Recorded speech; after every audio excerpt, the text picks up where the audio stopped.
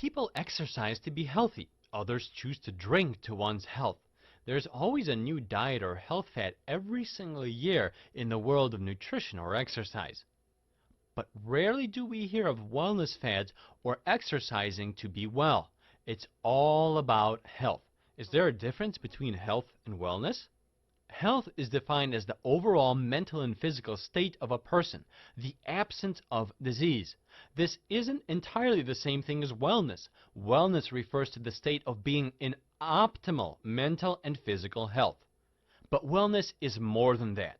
It's about living a life full of personal responsibility and therefore taking proactive steps for one's entire well-being. This means that a person living life very well controls risk factors that can harm them. Risk factors are different types of actions or conditions that increase a person's chances for illness or injury. Let's take a look at just some risk factors. Smoking is a risk factor. It is a risk factor for developing lung cancer, among many other terrible problems. Mountain climbing is a risk factor. It is a risk factor for everything from broken bones to a swollen brain.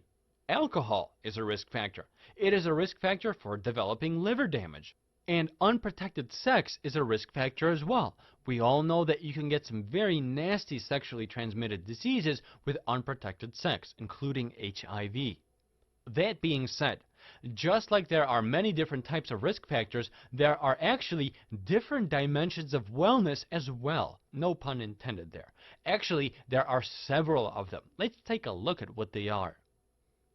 One dimension of wellness is physical. This means we exercise, eat well, practice safe sex, don't do any dangerous activities like jumping off of buildings, and so on.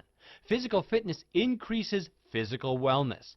By being physically fit and well, you are better able to take care of yourself and others, especially in a time of need. You are also better able to prevent illness and disease.